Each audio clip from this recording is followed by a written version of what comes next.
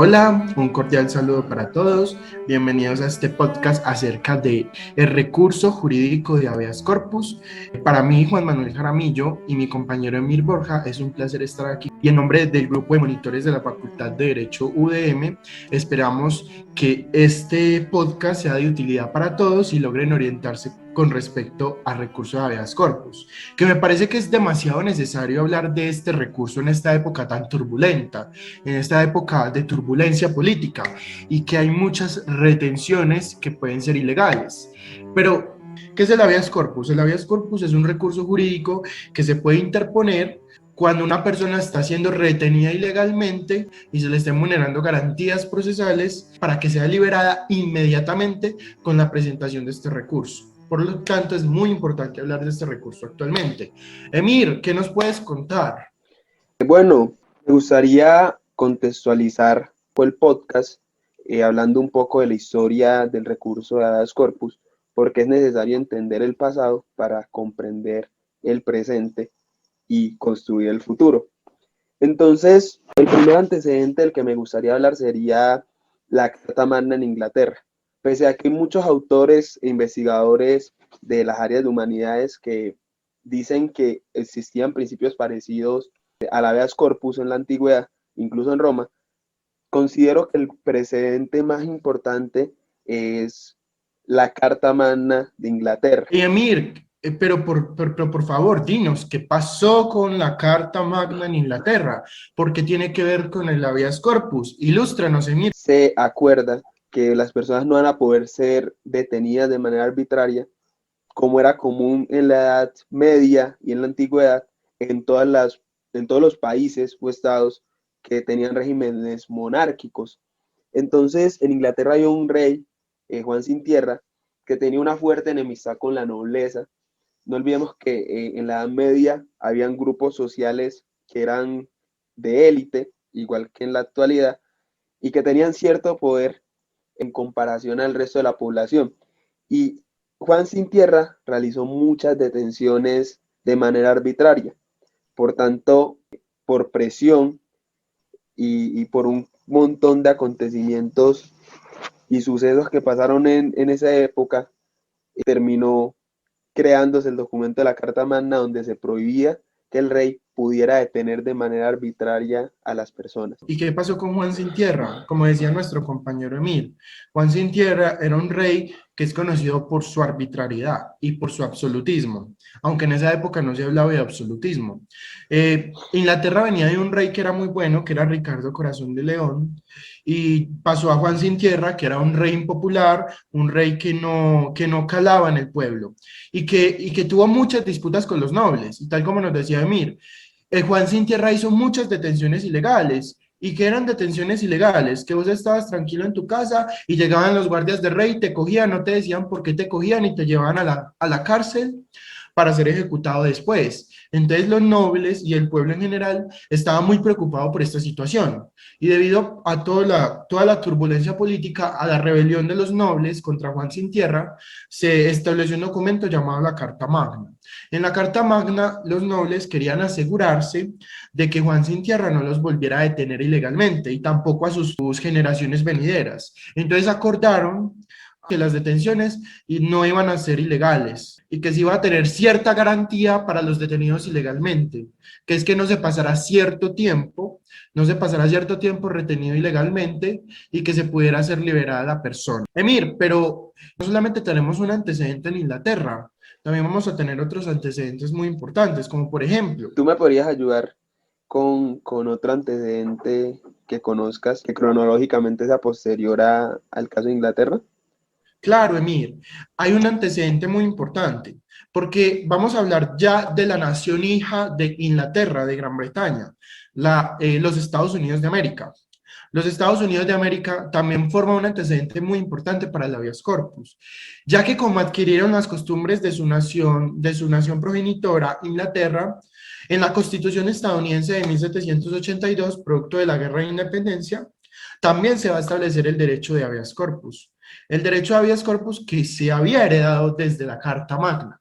Entonces, en la Constitución también se le van a dar garantías a aquellas personas que son retenidas ilegalmente en el sentido de que se va a prohibir y se va a instaurar el recurso de habeas corpus para que estas personas retenidas ilegalmente sean liberadas. Entonces, esto es muy importante porque la Constitución fue un hito para todas las repúblicas emergentes, para todos los gérmenes de república. Y además de la Constitución estadounidense y la Carta Magna, también en el contexto del derecho internacional vamos a tener desarrollo con respecto al habeas corpus. Emir, ¿nos puedes ilustrar qué pasó en el derecho internacional con la acción de habeas corpus, con el recurso de habeas corpus? Claro, Juan. En el derecho internacional sabemos que existen instrumentos internacionales que son acuerdos entre las naciones para propender, por ejemplo, derechos fundamentales para todas las personas. Entonces, el primer antecedente que yo mencionaría en cuanto al derecho internacional está en la Declaración Americana de los Derechos y Deberes del Hombre. Esta declaración de 1948 que se celebró en nuestro país, aquí en Bogotá. Y ella decía que todo individuo que haya sido privado de su libertad tiene derecho a que el juez verifique sin demora la legalidad de la medida y a ser juzgado sin dilaciones injustificadas. Otros antecedentes los podemos encontrar en la Declaración Universal de Derechos Humanos, en el Pacto Internacional de Derechos Civiles y Políticos, también está en la Convención Americana sobre Derechos Humanos, y es importante resaltar todos estos documentos sin profundizar por temas de tiempo, para que entendamos que a nivel global se entiende la importancia de la prohibición de las capturas arbitrarias o ilegales en contextos más modernos, porque la libertad es uno de los derechos que los estados modernos con tradición jurídica occidental, tanto de common law como de civil law, buscan protegerla. Algo importante que quisiera resaltar es que no siempre el principio de habeas corpus se llamó habeas corpus, pero decimos que son antecedentes al habeas corpus porque pese a que no el enunciado de la norma no decía específicamente habeas corpus, iba encaminado a lo mismo, al mismo resultado, y el resultado era prohibir las privaciones ilegales de la libertad. Sí, Emil, estoy de acuerdo contigo. O sea, ya una vez vistos los antecedentes históricos más importantes, es decir, la Constitución estadounidense y la Carta Magna, y saber que en todo el mundo, porque es en todo el mundo, chicos, se respeta porque no haya detenciones arbitrarias e ilegales. El habeas corpus es algo muy común en el mundo y es algo a la que todos tenemos derecho, porque el habeas corpus es tanto una acción como un derecho constitucional, lo cual es muy, muy importante, chicos. Esto no es raro. Esto no es raro y se debe hacer respetar. Pero ahora aterrizándonos más en la situación en la que estamos, en nuestro territorio, en nuestro contexto, es importante para mí hablar de el habeas corpus en Latinoamérica. ¿Cómo llegó el habeas corpus a Latinoamérica y en últimas a Colombia? Emir, explícanos, porfa, ¿cómo llegó? Bueno, en la tradición jurídica eh, latinoamericana, siempre hemos adquirido elementos de derecho extranjero, en especial de derecho europeo continental y algunas cositas del common law. El habeas corpus es herencia del derecho del common law, que es derecho inglés, que pasa a Estados Unidos como herencia de tradición jurídica, y nosotros en el continente americano también lo tomamos y nos apropiamos de él. El primer antecedente en Latinoamérica que registran algunos autores lo tenemos en Brasil, en 1830. En Brasil, ese derecho o ese principio o esa garantía procesal, por una garantía procesal constitucional, digamos que se creó para proteger a quien sufre o pueda sufrir violencia o coacción ilegal en cuanto a la limitación o vulneración de su libertad. Luego de Brasil tenemos otro segundo referente que es en Argentina. En Argentina se creó una ley, la ley 48, y esa ley tiene fecha de 1863.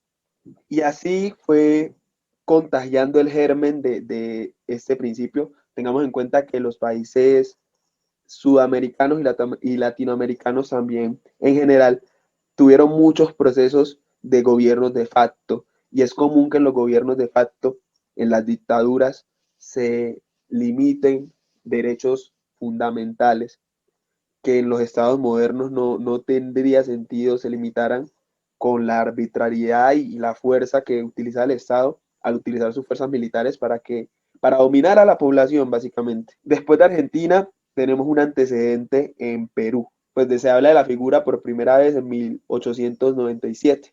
Y de Perú comienza a, como les digo, a regarse el germen del habeas corpus como tal, muy parecido a como lo conocemos hoy en día, al resto de América hasta llegar a Colombia. Y Emil, o sea, lo que es el habeas corpus se introdujo a todos los países de Latinoamérica lentamente. Era un derecho y una acción emergentes, lo cual era muy, muy importante introducir en los países latinoamericanos. Para los ciudadanos era de especial importancia tener garantías, sobre todo en Colombia. Para nadie es un secreto que Colombia ha sido un país que ha tenido determinados regímenes autoritarios. Recordemos la dictadura del general Mosquera, recordemos la dictadura del general Rojas Pinilla. Por lo tanto, se hacía también necesario en Colombia, Colombia no era la excepción, que se introdujera el habeas corpus. Pero Emil, entonces explícanos, ¿cómo se introdujo el habeas corpus en Colombia? El habeas corpus en Colombia se menciona por primera vez en la Constitución de 1832, específicamente en el artículo 186 de dicha Constitución. Es la primera vez que, aunque no se diga específicamente habeas corpus, como les digo, no en todas las legislaciones aparecía el título o era enunciativo que se hacía referencia a habeas corpus, pero sin lugar a dudas estábamos hablando de este principio, es el habeas corpus en el año 1832. Y podríamos decir que este es como un germen de lo que es el principio hoy en día para Colombia, es como la pauta que inicia el desarrollo del habeas corpus. Y este artículo dispone, se los leeré de manera textual: dentro de 12 horas, a lo más, de verificada la prisión o arresto de alguna persona, expedirá el juez una orden firmada en que se expresen los motivos del arresto o prisión, si debe o no estar o continuar incomunicado el preso, y se le dará copia de ella. El juez que faltara a esta disposición y el carcelero que no reclamare la orden, pasadas las 12 horas, serán castigados como reos de detención arbitraria. Ni uno ni otro podrán usar más apremios o prisiones que los necesarios para la seguridad del preso o arrestado. Luego, como haciendo una línea cronológica de cuando se ha hablado de habeas corpus en Colombia, podemos mencionarla en la Constitución de 1886, en su artículo 23. Aquí se habla de la garantía de libertad personal. Y esta garantía de la libertad personal es la base del habeas corpus. Sabemos que la Constitución del 86 era una constitución de un Estado de Derecho, y era Colombia en esa época, era un Estado muy autoritario con un fuertísimo poder de la parte ejecutiva o de la administración. Por tanto, fue muy relevante que en el 86, en el artículo 23, se hablara de la garantía de la libertad personal. Siguiendo con tu línea de tiempo, la ley 1358 de 1964, que es la primera en regular el habeas corpus, que va a ser un recurso y solo procede para las personas que han sido privadas ilegalmente de su libertad por 48 horas. Entonces, chicos, ¿qué pasó con esta ley? Esta ley se instauró y entonces aquellos que sean detenidos injustamente, aquellos que fueron detenidos injustamente y pasaran 48 horas en prisión retenidos, podían ser liberados con esta acción de habeas corpus, que ahora sí va a ser llamado habeas corpus. Pero entonces, después de la ley, después de la ley, me parece importante y nos parece importante hablar de la reforma de la Constitución del 86, que es la reforma del 68. ¿Qué va a pasar con la reforma del 68? Que va a limitar el tiempo de captura del gobierno cuando hay perturbación a 10 días. ¿Qué pasa? ¿Qué pasa? El habeas corpus va a tener una connotación importante y es cuando hay estados de perturbación o estados de excepción, como lo llamamos ahora. Cuando hay estados de excepción o estados de perturbación hay muchas capturas, ¿cierto? ¿Y qué pasa? Que el habeas corpus en estos casos, en el contexto de 1964, De 1964 a 68, pues digamos que había muchas capturas. Había muchas capturas porque había estados de perturbación. ¿Y qué hizo la reforma del 68? Redujo el tiempo que podía retenerse ilegalmente una persona en un estado de perturbación a 10 días. Y esto porque es importante, chicos, porque si bien vemos que por esos años, en justificación de un estado de perturbación, podíamos detener ilegalmente una persona por mucho tiempo, ahora en Colombia esto no pasa. Ahora el habeas corpus actual no permite esto. No permite esto porque sigue funcionando aún en estados de excepción.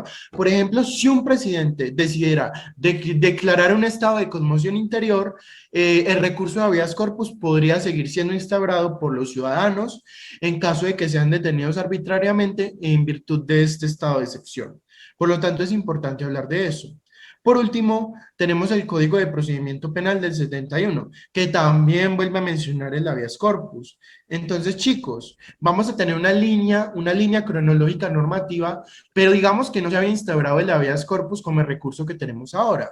Eso lo trajo la Constitución, que es norma de normas de nuestra nación, la Constitución de 1991. Emir, ¿qué fue lo que trajo la Constitución de 1991? La Constitución de 1991 es un acto de creación pura del derecho. Como tú lo mencionas anteriormente, la misma Constitución lo dispone. Y esa Constitución tiene dos cosas interesantes. La primera es que dice que el pueblo es soberano. La segunda es que permite que las personas se unan para manifestarse de manera pacífica. Por tanto, las manifestaciones pacíficas no pueden ser consideradas como una perturbación al orden público. Y la tercera es que en el artículo 30 de esta Constitución se establece de manera expresa lo que es el habeas corpus, que es esta garantía de no privaciones arbitrarias o ilegales de la libertad. A mí me gustaría que Juan nos ayudara con la lectura de ese artículo para mayor precisión. El artículo 30 de nuestra Constitución dirá así: quien estuviere privado de su libertad y creyere estarlo ilegalmente, tiene derecho a invocar ante cualquier autoridad judicial en todo tiempo, por sí o por interpuesta persona, el habeas corpus, el cual debe resolverse en el término de 36 horas.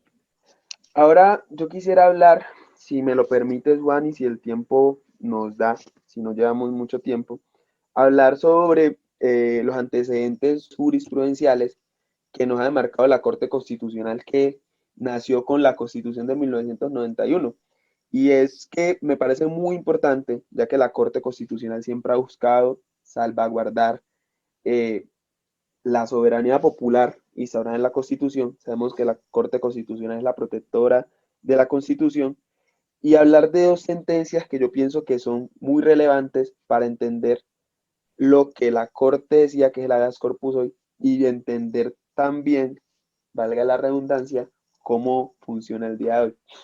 Las dos sentencias son la sentencia C-496 del año 1994. Y esta sentencia es muy importante porque yo sé que casi todos hemos escuchado en estos días en noticias que al presidente le han sugerido que solicita o pida un estado de conmoción interna. Ese es uno de los estados de excepción que trae la misma Constitución. Y en estos estados se podrían llegar a suspender algunos derechos fundamentales. En esta sentencia la Corte básicamente plantea que el habeas corpus no puede ser suspendido durante estados de excepción. Es decir, que así el gobierno aprobara eh, la conmoción interna, sería imposible que el habeas corpus se fuera limitado, pese a que el gobierno tendría un poder mucho mayor que en condiciones normales. Y la otra sentencia que me parece muy importante mencionarles es la sentencia C-251 de 2002. Y es que esta sentencia es importante porque en la tradición jurídica en muchos países se tenía que el habeas corpus como parte del procedimiento penal. Pero en lo personal considero que esta acción es una acción constitucional, por tanto es una garantía constitucional de protección de derechos constitucionales, por tanto no podemos encasillarlo o encerrarlo en el derecho penal, pese a que la privación de la libertad es una de las esferas en las cuales el Estado puede utilizar el ius puniendi para limitar la libertad a quien haya cometido un crimen o delito. Esta sentencia nos dice que el habeas corpus, creo yo, reforzando mi punto, es un recurso excepcional y que no puede constituir un medio de defensa ordinario. Exactamente, Emil. Es muy importante también tomar en cuenta que estas sentencias nos van a complementar el contexto normativo que nos trajo la Constitución de 1991. Entonces, chicos, vamos a hacer un pequeño recuento. Hemos hablado de los antecedentes históricos más importantes del recurso de habeas corpus, Carta Magna, Constitución de los Estados Unidos. Hemos hablado del marco internacional del habeas corpus, que está presente en declaraciones de derechos humanos las más importantes sobre la historia del ser humano.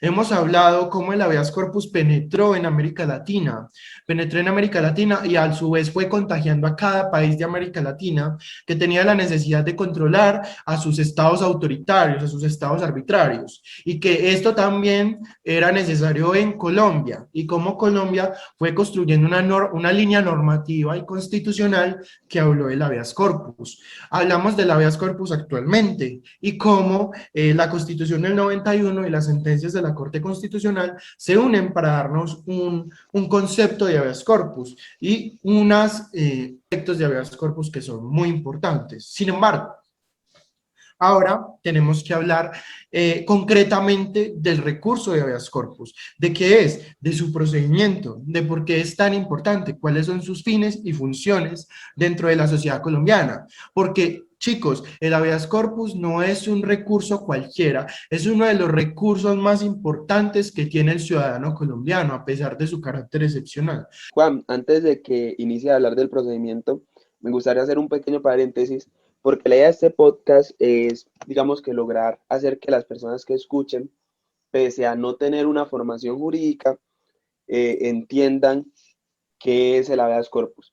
Yo sé que tú nos vas a explicar súper bien el procedimiento del habeas corpus, pero quiero hacer un paréntesis para explicar con palabras, digamos, no tan técnicas, porque les hemos hablado de fechas, les hemos hablado de sentencias, les hemos hablado de normas, pero coloquialmente, ¿cómo podría entender una persona del común el habeas corpus? Yo lo definiría así, y me gustaría que tú también lo definieras de manera coloquial Claro, Emil. para que quede una mayor claridad de lo que es el habeas corpus. Básicamente, existe un macro derecho o macro principio procesal que es el debido proceso.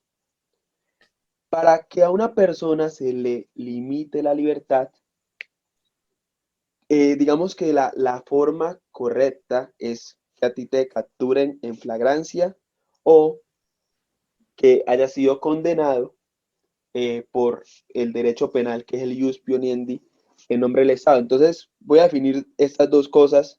Que a ti te capturen en flagrancia es que a ti te pillen haciendo las cosas, o sea, que te cojan, como decimos los colombianos, con las manos en la masa. Entonces, usted está robando y usted lo consigue la autoridad en ese momento. Y cuando a ti te condenan, es cuando pasa un proceso penal, que todo procedimiento judicial en Colombia, por disposición constitucional y en todo el desarrollo normativo del país y en todo el sistema jurídico, está desglosado el debido proceso. Entonces, después de que pasan un montón de etapas procesales y se prueba la culpabilidad más allá de toda duda, te pueden limitar tu libertad. Entonces, cuando hablamos de detenciones ilegales o arbitrarias, es cuando a ti te detienen sobrepasando el ordenamiento jurídico y ese debido proceso, que es respetar todas las garantías que tenemos los ciudadanos, superan el debido proceso y te capturan una autoridad que puede ser con falta de competencia o o que carece de una orden judicial. Perfecto, Emil. Tu Y información es muy me importante. gustaría que tú también, me gustaría que tú también trataras de hacer una, aunque pueda ser redundante, una explicación un poco coloquial para que las personas que hayan escuchado el podcast hasta este punto les quede súper claro y luego hablemos del procedimiento para que les quede Perfecto. muy, muy afianzado el concepto. Perfecto, Emi. Voy a hacer algo mucho mejor. Voy a poner un ejemplo que todos podamos entender de forma sencilla. Entonces, supongamos que usted, señor oyente, es una persona que está protestando, ¿cierto? Está protestando pacíficamente, no está haciendo absolutamente nada, solamente está ejerciendo su derecho a la protesta de forma normal, como se lo permite la Constitución. Y llega un policía o dos o tres policías, lo abordan y le dicen, señor oyente, ¿usted por qué está haciendo eso? ¿Usted por qué está acá? No lo vamos a llevar. Entonces llegan, se lo llevan, no le dicen nada, no le leen sus derechos, son violentos con usted, no lo dejan contactarse con un abogado, no lo dejan tener una llamada. Es decir, le vulneran su derecho a la defensa, su derecho a la presunción de inocencia, sus derechos y garantías procesales. Simplemente lo capturan de forma arbitraria y se lo llevan para un CAI o para una URI. Entonces, usted, señor oyente, ¿qué puede hacer? Usted se encuentra desamparado, usted se encuentra desesperado, triste, decepcionado. ¿Qué puede hacer? Pues tenemos el recurso de habeas corpus. El recurso de habeas corpus es su mejor instrumento para las detenciones arbitrarias. Como explicaba mi compañero Emir, el recurso de habeas corpus sirve precisamente para liberar a las personas que han sido detenidas arbitrariamente. Entonces usted puede buscar contactar a su abogado u otra persona, o lo puede hacer usted mismo de manera verbal cuando pase un determinado tiempo, que en este caso van a ser 36 horas que esté capturado, va a poder solicitar el recurso de habeas corpus. Y si usted sigue el procedimiento que le vamos a explicar más adelante de una manera correcta, usted va a ser liberado por respeto a sus garantías constitucionales. Y esto lo van a llevar los jueces de la República. Algo que caracteriza mucho el habeas corpus es que es un recurso que se tiene que resolver muy rápido. No es como la mayoría de los procedimientos judiciales en Colombia o los trámites judiciales, jurídicos, administrativos, sino que es algo muy rápido. Entonces, si usted hace muy bien su habeas corpus, lo presenta, usted va a ser liberado y sus garantías van a ser respetadas, señor oyente. Entonces, una vez entendido esto, no sé si el compañero Emir tenga algún comentario al respecto. Yo creo que hablemos del procedimiento para que no se nos haga muy Exactamente. extenso. Entonces, danos súper claro cómo el procedimiento de habeas corpus, que yo sí estoy que me aprendo qué es lo que tengo que hacer para liberarme cuando me cojan de manera arbitraria un policía por ahí. Entonces, chicos, una vez explicado de qué es el habeas corpus, vamos a explicar hombre, cómo se presenta el habeas corpus, hombre, cómo es eso. Entonces, primero que todo, el habeas corpus va a tener dos funciones, chicos. El habeas corpus va a servir cuando se haya pasado un término de 36 horas retenido ilegalmente. Cuando usted, señor oyente, lo cogió la policía, lo retuvo y lo retuvo 36 horas sin haber legalizado captura, que es una de las etapas del procedimiento penal más importantes. Entonces usted está ahí sentado, hombre, han pasado 36 horas, ahí usted puede utilizar el habeas corpus. Y la segunda función que va a tener el habeas corpus es cuando usted está en prisión, usted está cumpliendo una pena de prisión por haber cometido algún crimen y se le haya terminado la pena, usted ya puede salir. Y a usted no lo hayan querido liberar, no lo han querido liberar. Usted en ese caso también puede presentar el recurso de habeas corpus. Entonces, el recurso de habeas corpus se puede presentar una vez por los mismos hechos. O sea, si usted lo tiene que presentar solo una vez por los mismos hechos. Y también va a funcionar en estados de excepción, como habíamos explicado anteriormente, precisamente por la sentencia de la Corte Constitucional. También, como había dicho otra sentencia de la Corte, es una acción excepcional, es un recurso excepcional. ¿Y qué pasa? Que usted hombre quiere que le resuelvan el recurso. ¿Quién va a conocer del recurso? Todos los jueces de la República, todos. El juez penal, el juez laboral, el juez civil, el juez administrativo, todos los jueces de la República pueden conocer de su recurso. ¿Y qué pasa? Digamos que si el juez ya hubiera conocido con antelación de sus asuntos procesales penales, el juez deberá declararse impedido impedido para resolver el habeas corpus por neutralidad, por parcialidad, por imparcialidad, perdón. Entonces el juez debe declarar su impedido y remitir a otro juez, y este juez ya conocido con antelación sobre la actuación judicial que se está ejerciendo sobre usted, señor oyente. Tiene que hacer un impedimento. Entonces, ¿qué, ¿qué va a caracterizar el habeas corpus, chicos? El habeas corpus va a ser caracterizado porque es un recurso muy informal. El habeas corpus no va a tener tanta formalidad, no va a tener tanto merenquentengue, tanto merendentengue como lo tienen actos más formales, como son la demanda, la contestación, como son la presentación de la apelación. No, va a ser un recurso muy sencillo. ¿Y en qué se va a avanzar esta sencillez? En el sentido de que puede presentarlo cualquier persona, no importa si es el afectado o no, y lo va a presentar de una manera muy expedita, de una manera muy sencilla, no va a tener muchos requisitos formales. Y, lo va a poder, y reitero, lo va a poder presentar cualquier persona que conozca de la detención ilegal.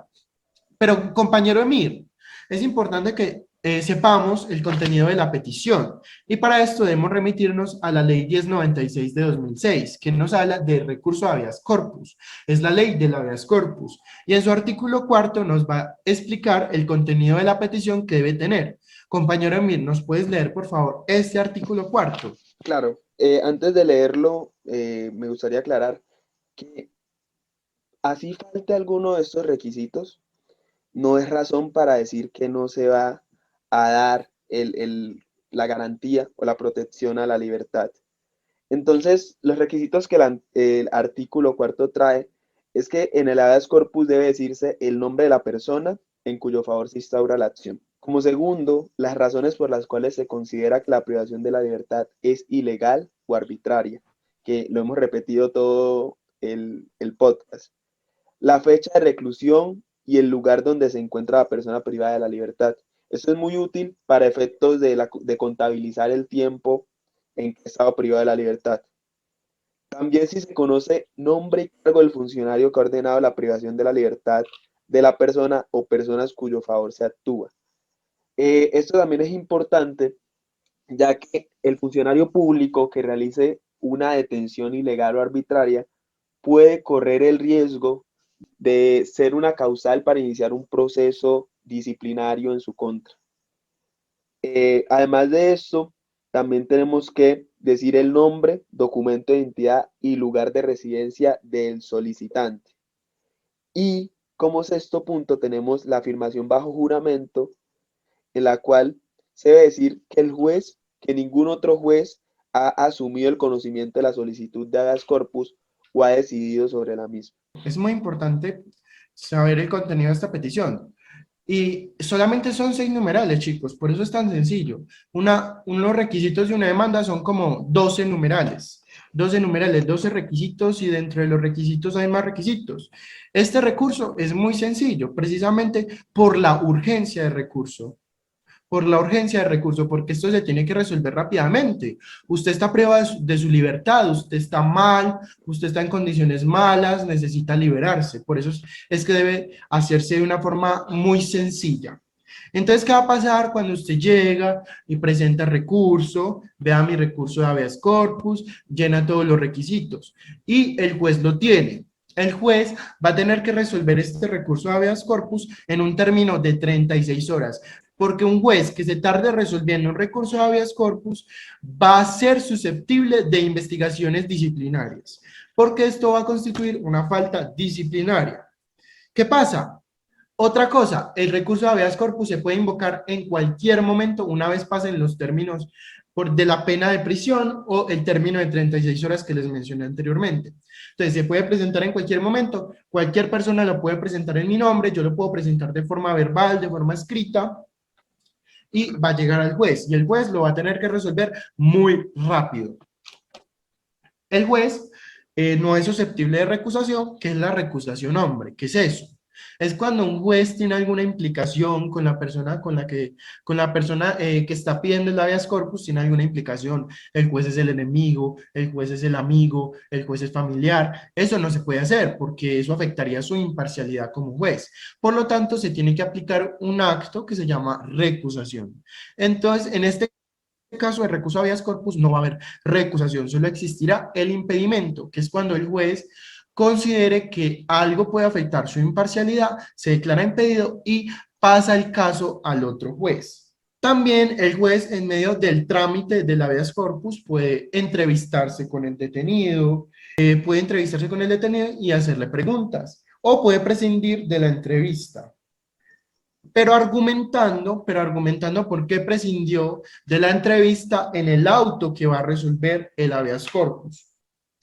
Entonces, el juez estudia la petición, dice, hombre, este señor oyente se puede liberar, no se puede liberar, y va a expedir una cosa que se llama auto. El auto es como una sentencia, y ahí va a decir, usted es libre, señor oyente, usted no es libre, señor oyente. Y sobre este auto no se admite recurso alguno, los recursos son como que yo solicito que alguien más mire esta decisión, ¿cierto? Para ver si la modifica, si la revoca, si la confirma. Sin embargo, chicos, va a haber la posibilidad de impugnar cuando el auto sea negatorio. Entonces se va a impugnar dentro de los 3 días calendarios siguientes a la notificación del auto que decide el recurso de habeas corpus. Entonces el juez lo que debe hacer es remitir a su superior, para que éste resuelva esta impugnación de auto negatorio en el término de 3 días. Entonces, ese sería el trámite más o menos del habeas corpus. Como habíamos dicho, es un trámite que en cierta forma es muy sencillo, en cierta forma es fácil de entender y en cierta forma ayuda a todos ustedes como ciudadanos. Emil, necesitamos concluir este tema del habeas corpus. ¿Qué nos puedes decir en conclusión? Bueno, chicos, vamos a hablar rápidamente. Lo primero, es un recurso rápido, expedito, busca proteger la libertad de las personas. Lo segundo es que usted solamente puede estar privado de la libertad máximo 36 horas, aunque el deber ser es que ninguna autoridad prive de la libertad a una persona. Por la realidad social que tenemos, existe esa garantía constitucional. Lo otro, usted puede hacerlo sin necesidad de abogado, puede hacerlo de manera oral, si no sabe leer y escribir no es un problema, y puede hacerlo también por escrito. La ausencia de requisitos no es causal para que el habeas corpus no sea otorgado. Y la impugnación es que usted puede, cuando un juez le niega el habeas corpus, ir y decir no estoy de acuerdo, y entonces va al superior de él y va a decidir sobre el habeas corpus dentro de los 3 días posteriores.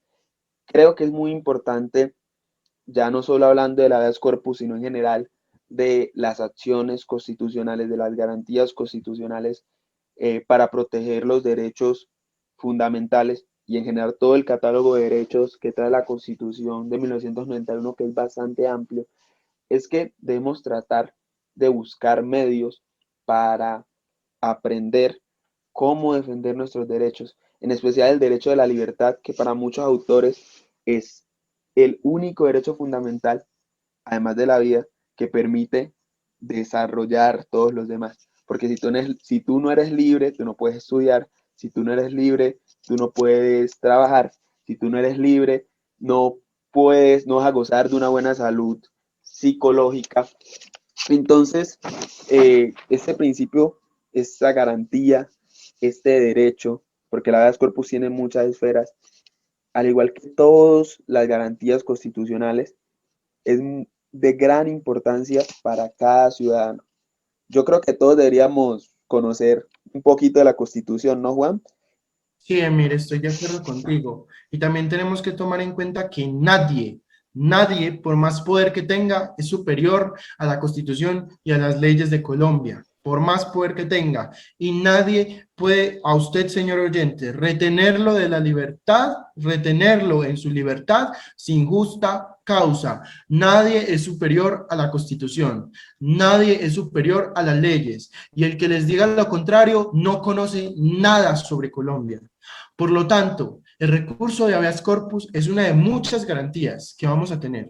muchas garantías, pero la más importante, señor oyente, la garantía más importante que nos trae la Constitución es que el pueblo es soberano. El pueblo tiene el poder y nadie pasa por el pueblo y su voluntad suprema, que es la Constitución Política de Colombia. Señor oyente, muchísimas gracias por escucharnos, por aguantarnos durante este tiempo. Muchísimas gracias, espero que esto haya servido de ayuda. Compañero Emir, ¿qué tienes para decir a modo de despedida? Bueno, en nombre del grupo de monitores, esta es una iniciativa que tomamos con algunos profesores y estudiantes de la Universidad de Medellín para aportar, como decíamos al principio, un granito de arena en esta situación tan complicada en la que nos encontramos como nación, ya que sabemos que hay un descontento popular y hay una inestabilidad institucional y una desconfianza en las instituciones impresionante. Entonces, es nuestra forma de aportarles un poquito. Me encantó poder compartir este espacio con Juan y con todos los que nos escuchen. Y nada, cuídense mucho, la cosa no está fácil, pero como nación podemos salir adelante. Muchísimas gracias a todos y que tengan una feliz noche, día o tarde. Muchas gracias.